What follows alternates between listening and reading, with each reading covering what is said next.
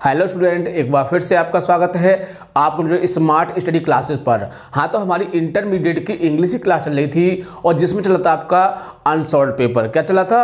Unsolved paper सन 2020 और set number चला आपका 5वां। और आज आपका सेक्शन स्टार्ट होगा आपका बी, यानी कि जो पार्ट नंबर है आपका 4। तो इस तरह से आपका जो आज जो पोर्शन शुरू हुआ वो आपका ग्रामर का पोर्शन शुरू होगा। किसका? ग्रामर का। और हमने आपको बता दिया है कि ग्रामर का जो टॉपिक होता है बहुत ही महत्वपूर्ण होता है और बाकी जो टॉपिक है आप बुक लेवल से, मॉडल पेपर से या हमने आपको जो नोट्स प्रोवाइड किया है उससे भी कर सकते हैं। लेकिन जो ग्रामर का पोर्शन होता है वो किसी बुक से नहीं समझ में आएगा, न किसी नोट्स से समझ में आएगा, वो बाई फेस ही समझ में आता है। इसलिए आपको वीडियो को पूरा देखना है ताकि जो भी क्वेश्चन हो वो अच्छे से समझ में आ सकें। ठीक है, तो ज़्यादा समय न वेस्ट करते हुए चलते हैं अपने टॉपिक की ओर। क्लास 12th इंग्लिश, यानी कि 12th क्लास की इंग्लिश की क्लास चल रही थी और जिसमें चल रहा था अनसॉल्व पेपर 2020 सेट नंबर 5, यानी कि अनसॉल्व पेपर सन 2020 और सेट नंबर 5वां चल रहा है। और पार्ट डिस्कस करेंगे आज चौथा और सेक्शन है आपका बी, यानी कि जो ए सेक्शन है वो आपका समाप्त हो चुका है और अब बी सेक्शन को डिस्कस किया जाएगा। ठीक है, यानी कि ये अनसॉल्व पेपर की क्लास है, लेकिन हम जो भी टॉपिक होते हैं यहाँ पर लिख देते हैं ताकि जिन स्टूडेंट के पास अनसॉल्व पेपर ना हो तो वो भी इस क्लास को पूरी तरह से समझ सकता है। ठीक है, लेकिन फिर भी हम अनसॉल्व पेपर ले लेते हैं। यदि कोई क्वेश्चन कोई मिस होता है, कोई दिक्कत होती है तो उसको इसमें हम पढ़ सकते हैं, क्योंकि जो है क्वेश्चन लिखा है मैंने उसको फुल फॉर्म में नहीं लिखा है। बेसिकली यदि आप पढ़ते हो तो समझ में आ जाएगा। तो पहले मैं आपको पूरा क्वेश्चन इसमें पढ़ूंगा, फिर समझाऊंगा, उसके बाद फिर इसके बेस पर उसको हम हल करेंगे, यानी जो भी क्वेश्चन दिए हुए हैं। ठीक है, तो क्वेश्चन है इसमें आपका सेक्शन बी का पहला ही है 9A का पहला क्वेश्चन है, change any one of the following sentence into indirect form of speech, यानी कि किसी एक वाक्य को आपको इनडायरेक्ट अवस्था में बदलना है। ठीक है, तो बहुत ही आसानी से कर सकते हो इन क्वेश्चनों को, क्योंकि इन टॉपिकों को हम आपको बहुत ही अच्छी तरह से बता चुके हैं। हमने प्रत्येक चीज़ को बड़ी क्लियरली समझाया था और अब भी हम आपको विद रूल समझाएंगे इसको, ताकि आप इसे अच्छी तरह से समझ सकें। ठीक है, तो पहला क्वेश्चन देख लेते हैं इसमें क्या है हमारा, यानी कि क्वेश्चन को पढ़ते हैं। 9A का है, चेंज एनी वन, यानी किसी एक को बदलिए इनटू इनडायरेक्ट स्पीच। किसमें बदलना है? इनडायरेक्ट स्पीच में बदलना है आपको। तो आपको यहाँ 2 वाक्य दिए होंगे और आपको एक को बदलना है, बट यहाँ पर हम आपको दोनों ही समझाएंगे। कितने? यहाँ पर हम आपको दोनों ही समझाएंगे, क्योंकि हो सकता है एग्जाम में हमने जिसको छोड़ दिया वही आ जाए तो दिक्कत हो जाएगी, नहीं हो जाएगी। इस वजह से दोनों को समझाएंगे। तो देख लेते हैं पहला क्वेश्चन क्या कहता है। और हम आपको बता चुके हैं कि सबसे मुख्य चीज़ क्या होती है डायग्राम में? पहचानना, क्योंकि यदि आपने पहचान लिया तो आप 50% आपने बना लिया, ये मान लीजिए। और जब आपकी पहचान में ही नहीं आया तो आपने 1% नहीं बनाया है। तो पहले पहचानते हैं इसको। रामू सेड टू मी, यानी रामू ने मुझसे कहा। ठीक है, ये हमारी आरबी है, comma inverted comma, the sun sets in the west. थोड़ा सा हमको अर्थ भी आना चाहिए, क्योंकि अर्थवेश से बहुत ज़्यादा बेनिफिट मिलता है और हमको बाकी की कंडीशन पता चली जाती है। ठीक है, तो इसमें क्या है कंडीशन? जैसे Ramu said to me, Ramu ने मुझसे कहा, द सन सेट्स, यानी सूर्य छिपता है, इन द वेस्ट, किसमें? पश्चिम में। तो ये बात मेरे हिसाब से सही है कि सूर्य पश्चिम में छिपता है। तो कैसी बात है? ये सत्य बात है, यूनिवर्सल ट्रुथ है आपका।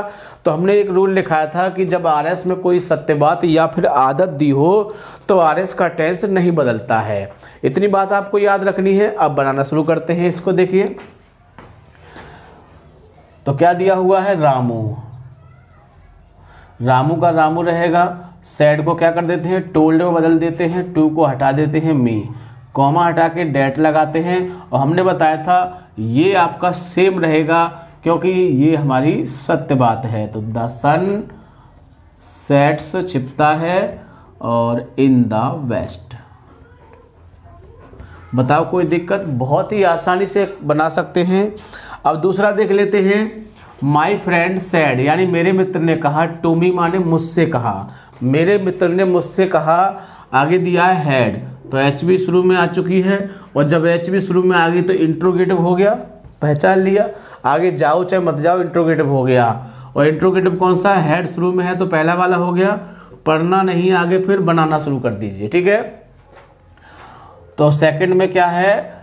My friend sad. तो हम बताते हैं आपको कि जब इंट्रोगेटिव वाक्य होता है तो सैड के स्थान पर आस्क्ड का प्रयोग करते हैं, ठीक है, याद रहेगा आपको। तो क्या होगा? My friend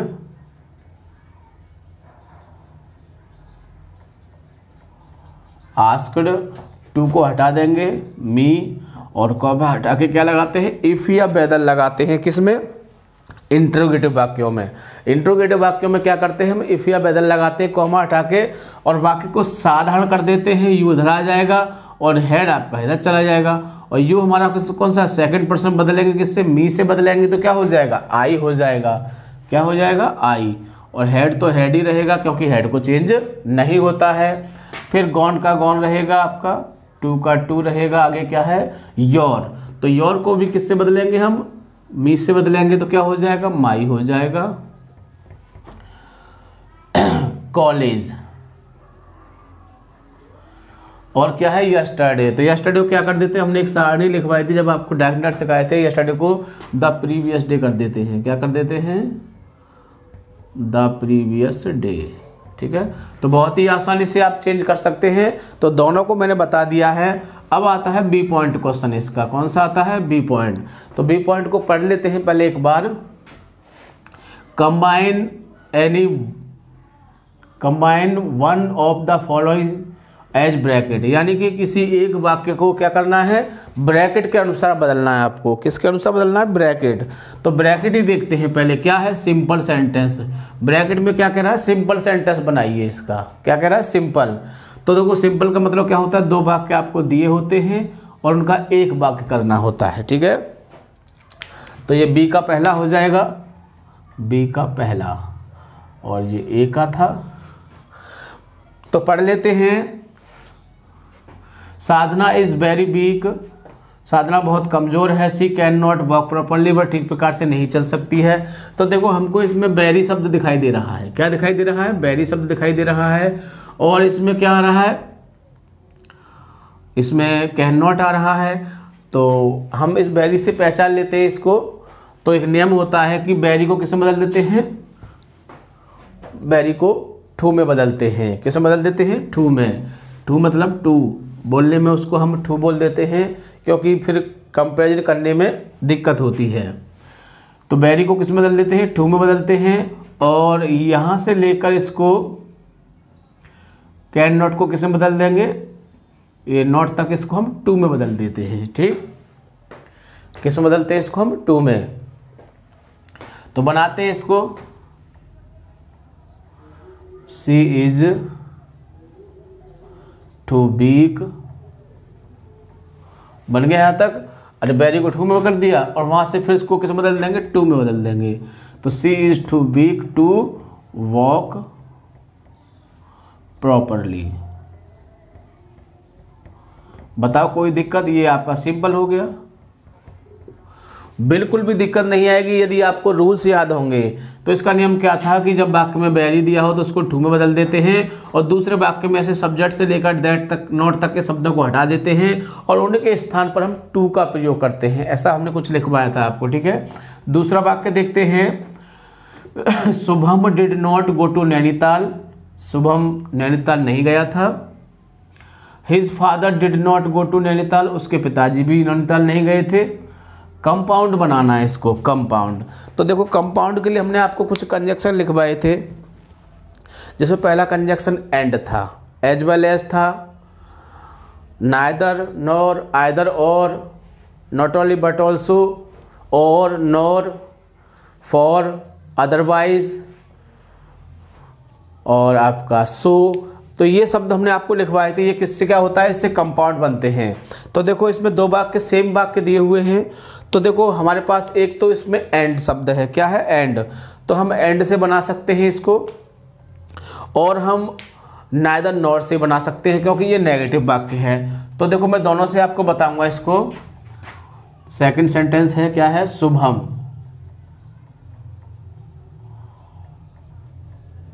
and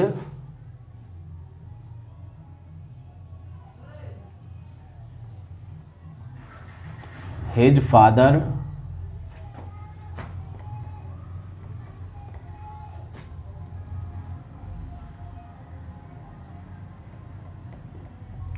did not go to Nainital. तो क्या बन गया हमारा, ये हमारा कंपाउंड बन गया। दूसरा तरीका हम इसको नाइदर नॉर से बना सकते हैं, इसको ही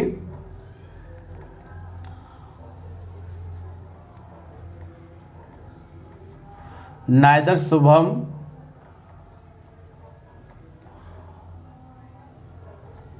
नॉर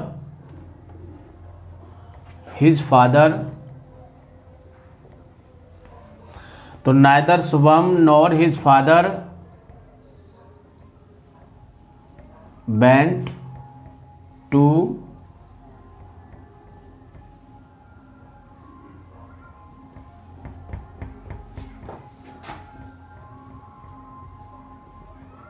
नैनीताल।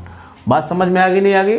यानी कि हमने देखो इसको किससे, नाइदर नॉर से बना दिया, और तुम कहो कि आइदर और से बनाना है तो आइदर और से ही बन जाएगा, बट उसमें यहाँ पर डू नॉट का प्रयोग होगा। ठीक है, तो बहुत ही आसानी से एक वाक्य को बनाने के कई तरीके होते हैं और बहुत ही आसानी से इसको कंप्लीट कर सकते हैं। इसके बाद अगला है सी पॉइंट, देखते हैं सी पॉइंट का क्वेश्चन क्या कहता है।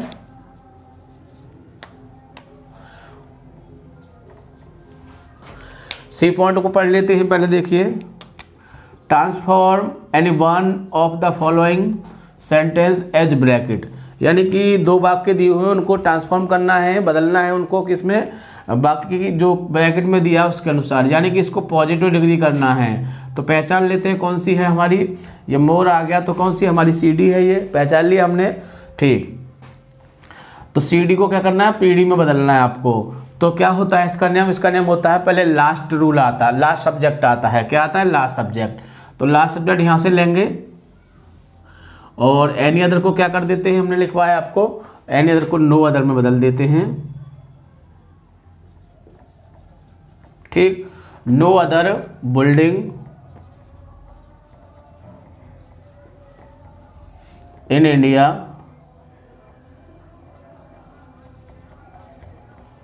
इज, फिर क्या आती है एज, और फिर पीडी फॉर्म क्या हो जाएगा, ब्यूटीफुल,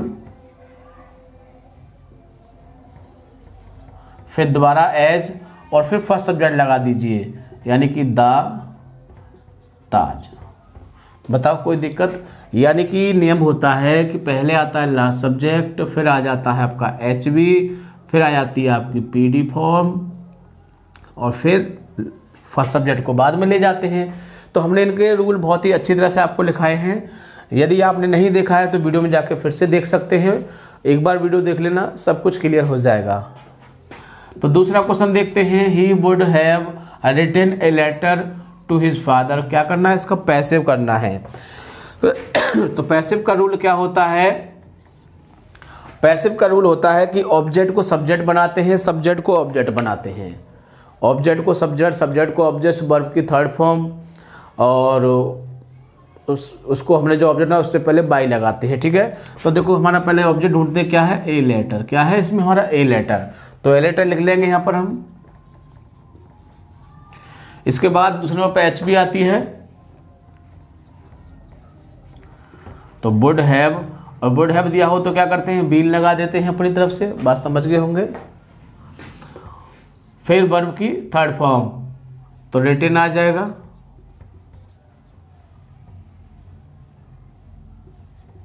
बाई, ही को क्या कर देते हैं, हिम, और वो बचा है वहां पर टू हिज फादर, उसको भी लगा देंगे, टू हिज फादर। ये टू हिज फादर जो है आपका क्या है, एक तरह से अदर वर्ड है, तो इसको हम कहाँ लगा सकते हैं, बाई से पहले भी इसको हम लगा सकते हैं। ठीक है, क्योंकि सबसे जो मुख्य स्थान इसका यही होता है बाई से पहले। आपने रूल देखा होगा कि object plus H B plus verb की थर्ड फॉर्म और फिर अदर वर्ड, अदर वर्ड फिर बाई फिर सब्जेक्ट, इस तरह से होता है। ठीक, अगला क्वेश्चन है, correct any two of the following sentence, यानी कि ये 4 वाक्य दिए हुए हैं, इनको करेक्ट करना है, ठीक है। तो यहाँ लिखूंगा तो वैसे ही टाइम वेस्टिंग होगा, जो गलती होगी यहीं पर देख लेते हैं, ठीक है। तो she dares not stop me. अब देखो इसमें देखते हैं कोई गलती मिलती है, सी में कोई गलती नहीं है, नॉट में कोई, स्टॉप में कुछ नहीं है, मी में कुछ नहीं है, ये हमको डेयर्स में गलती नज़र आ रही है। ये कभी भी डेयर्स नहीं होता है, ये हमेशा डेयर रहता है। जैसे नीड होता है, नीड देखा होगा आपने, कैन देखा होगा, ये मॉडल वर्ब में आते हैं, कैन, विल, वुड, यही तो होते हैं। या इसमें कुछ कभी आपने ऐसे देखा है, नहीं देखा होगा, तो क्या होगा, इसमें से एस हटा देंगे और ये क्या हो जाएगा, ये सीधा डेयर हो जाएगा, एस को काट देंगे, ठीक है। अगला देखते हैं, I wish I was the chief minister UP. I wish यानी कि मेरी इच्छा है कि मैं यूपी का सीएम बन जाऊं। क्या बन जाऊं, सीएम। ऐसा हो सकता है कि मैं सीएम बन जाऊंगा, नहीं हो सकता, इम्पॉसिबल है। हाँ हो जाए कभी, लेकिन वैसे तो फिलहाल में इम्पॉसिबल है कि मैं यूपी का सीएम बन जाऊं। योगी बन गया लेकिन मैं नहीं बनूंगा। तो हमने एक बात बताई थी कि जब हमें पता है कि हम आई के साथ वाज लगाते हैं, क्या लगाते हैं, आई के साथ क्या लगता है, was. I was reading the book. आपने यही देखा होगा, आई के साथ हमेशा बाज ही आता है। मैं इस बात के लिए सहमत हूं कि आई के साथ हमेशा बाज आता है। वैसे आई बहुवचन होता है, लेकिन पास्ट इंडेफिनिट में क्या होता है, सॉरी पास्ट कंटिन्यूअस में क्या होता है, इसको हम बहुवचन मानते हैं, ठीक है। तो आई के साथ बाज आना चाहिए, और देखो इसमें भी आई के साथ बाज लगा हुआ है, ठीक। लेकिन एक नियम होता है कि जब कोई असंभव बात कहें हम, कैसी बात कहें, असंभव, यानी कि मैं कहूं कि मैं यूपी का सीएम बन जाऊं, तो ऐसा हो सकता है, लेकिन मेरे हिसाब से नहीं हो सकता, क्योंकि मैं सीएम कैसे बन जाऊंगा, चुनाव लड़ना पड़ेगा, बहुत सारी चीज़ें होंगी, और जब जाके कहीं मैं सीएम बनूंगा, ऐसे नहीं कि जाके उस कुर्सी पर बैठ जाऊं सीएम, ऐसा नहीं हो सकता, जैसा कि नायक फिल्म में हुआ था, बट ऐसा नहीं हो सकता है, ठीक है। तो ये कैसी बात है, असंभव बात है। तो क्या है, जब असंभव बात आ जाए तो उस कंडीशन में क्या होता है कि आई के साथ वर का प्रयोग करते हैं। क्या करते हैं, आई के साथ वर लगाते हैं। तो समझ गए होंगे। वैसे आई के साथ वाज आता है, जैसे कि आई विश मेरी इच्छा है, आई विश मेरी इच्छा है कि मैं यूपी का सीएम बन जाऊं। तो मेरी इच्छा है, इच्छा कोई पूरी हो रही है, नहीं हो सकती, इसलिए असंभव बात है, तो क्या होगा, आई के साथ वर लगता है। समझ गए होंगे, गलती मत करना। ए नंबर ऑफ सम्स, अब देखो सम्स में सवाल होते हैं, तो सम में से एक सवाल होता है, और सम्स में से क्या होंगे, ज़्यादा सवाल होंगे नहीं, जो सवाल ज़्यादा होंगे तो क्या होगा, यहाँ पर क्या आ जाएगा, हैव आ जाएगा ना, जब सवाल ज़्यादा होंगे तो देखो बहुत ही आसानी से आप गलतियाँ ढूंढ सकते हैं। और इसको करने का एक तरीका होता है, it is depend on practice, you know, it is depend on practice. ये चीज़ प्रैक्टिस पर डिपेंड होती है। मैंने आज आपको ये 4 सेंटेंस बता दिए, लाइफ में आपको कहीं भी ये सेंटेंस दिखाई देंगे ना, आप यूँ ही पहचान लोगे, इसमें ये गलती है, इसमें ये गलती है, इसमें ये और इसमें ये गलती है। तो ये चीज़ क्या है, ये चीज़ प्रैक्टिस पर भी डिपेंड होती है। हम कितने सेंटेंसों को रटते रहेंगे, नहीं रट सकते, ठीक है, क्योंकि रटना एक ज़्यादा एक सीमित होता है, रटने का मतलब सीमित होता है। तो इस तरह से हम कितना रटेंगे, इसलिए क्या होता है, डिपेंड ऑन प्रैक्टिस। ये सब प्रैक्टिस में आ जाती है, और जब प्रैक्टिस में चीज़ आ जाती है तो वो सेंटेंस देखते ही नज़र आ जाती है गलती उसमें, ठीक है ना। तो इस तरह से, और वैसे भी नज़र गलती पर ही पड़ती है, आपको पता होगा। जिससे कहा जाए कि गलतियाँ ढूंढो, तो अभी यदि आपसे कहा जाए इसमें गलतियाँ ढूंढो, तो आप इसमें भी गलतियाँ निकाल देंगे, बहुत सारी निकल आएंगी, क्योंकि गलतियां ढूंढना बड़ा आसान होता है। मेरा मानना है कि गलती ढूंढना बहुत ही आसान होता है, ठीक है। तो अब अगला वाक्य देख लेते हैं। Deepu has been living in this house from 2018। तो देखो अब हम गलतियां ढूंढते हैं। गलतियां ढूंढने का तरीका क्या होता है कि हमको क्या दिखाई दे रहा है, हैज़ बीन। पहले सबसे पहले एच बी देखते हैं, हैज़ बीन देखते हैं, दीपू आ रहा है, एक ही है, हैज़ बीन सही है हमारी। पहले हमने एच बी को क्लियर किया कि देखो गलती कैसे ढूंढते हैं, गलती शुरू से ढूंढेंगे। हमने दीपू देखा, दीपू एक है, एक के हिसाब से हैज़ बीन हमारी सही है, क्लियर है। आगे चलते हैं, हैज़ बीन आ रही है, वर्ब में आईएनजी लग रही है, ये भी सही है यहाँ तक। इन दिस हाउस ऑब्जेक्ट में कोई गलती होती नहीं है, मैं आपको बता दूँ। भाई गलती किस में मिलती है, वर्ब में मिलेगी या मेन वर्ब में मिलेगी और इसी में मिलेगी गलतियाँ।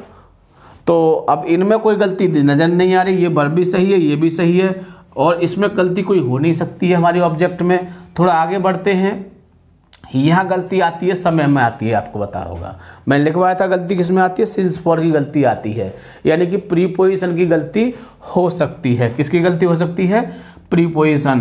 क्योंकि हमने आपको सिंटैक्स में क्या बताए थे, हमने आपको 11 तरीके बताए थे इसको बदलने के, कि सिंटैक्स ऑफ नाउन होता है, सिंटैक्स ऑफ आपका प्रोनाउन, फिर एडवर्ब, फिर आर्टिकल, फिर कंजक्शन, इंटरजेक्शन, प्रीपोजिशन, पार्टिसिपल होता है, तो और इन्फिनिटिव, जीरंड, ये सब उसी में आ जाते हैं। एडवर्ब है, एडजेक्टिव है, ये सब क्या होते हैं, इनकी गलतियां होती हैं। तो आप इन्हीं को ढूंढोगे गलतियों में, यानी कि जो मुख्य गलती क्या है, पहली गलती होती है आपकी वर्ब की, आई मीन एचबी की। एचबी की नहीं गलती तो फिर एमबी गलती देखो, एमबी की नहीं मिल रही है तो फिर प्रीपोजिशन की देखो, प्रीपोजिशन की नहीं मिल रही है तो फिर देखो एडजेक्टिव की गलती। किसकी, एडजेक्टिव की गलती आपको 2-3 इसमें ही मिल जाएंगी। देखो इसमें किसकी गलती मिली, इसमें आपको वर्ब की गलती मिली, इसमें भी वर्ब की गलती मिली, इसमें भी वर्ब की गलती मिली, और इसमें नहीं है वर्ब की गलती। ठीक है, यानी कि 3 वाक्यों में आपको वर्ब की गलती मिली है। तो क्या समझे, वर्ब बहुत ही मस्ट है, वर्ब को बहुत ही अच्छी तरह से देखना है, चाहे एच बी ले लो चाहे एम बी, दोनों ही वर्ब हैं, इसलिए इन दोनों को बड़े ध्यान से देखना है आपको। जब वर्ब की गलती नहीं मिलती है तब आगे कहीं ढूंढते हैं किसी और की मिल जाए। तो देखो हमको गलती इसमें मिल गई, क्योंकि ये हैज बीन आ रहा है, ये चौथा टेंस है आपका प्रेजेंट परफेक्ट और कंटिन्यूअस, ये तीसरा है, चौथा टेंस है। और चौथे वाले टेंस में आई मीन हम ये कह सकते हैं कि हैज बीन दिया है और वर्ब में आईएनजी लगी है, तो फिर सिंस या फॉर आएगा। तो यहाँ पर अब देखो ये निश्चित समय है तो क्या आ जाएगा, इसमें सिंस आ जाएगा, अनिश्चित होता तो फॉर आ जाता है यहाँ पर। बात समझ गए। तो चारों वाक्यों को आप समझ चुके होंगे बहुत ही आसानी से कि इसमें क्या गलती है और इसको कैसे सही किया जाएगा। ठीक है, तो इसको बढ़िया था समझने के हमने आपको जो भी रूल लिखाए थे, आपको उस समय हमने प्रत्येक रूल के लिए एक वीडियो प्रोवाइड किया था। ज़्यादा कुछ नहीं कर सकते हैं तो 10 वीडियो होंगी, और 10 वीडियो 10-10 मिनट की होंगी, मेरे हिसाब से खिंच के 15 मिनट की होंगी, है ना। तो देखा जाए तो 3-4 घंटे में आप सारी वीडियोस को देख लोगे अच्छी तरह से, और आपका ये क्वेश्चन बहुत ही आसानी से हो जाएगा। ठीक है, तो इस तरह से देखो हमने आज आपको ये सेक्शन बी का नवा क्वेश्चन डिस्कस किया, और देखा जाए कितने नंबर का आता है ये भी देख लेते हैं।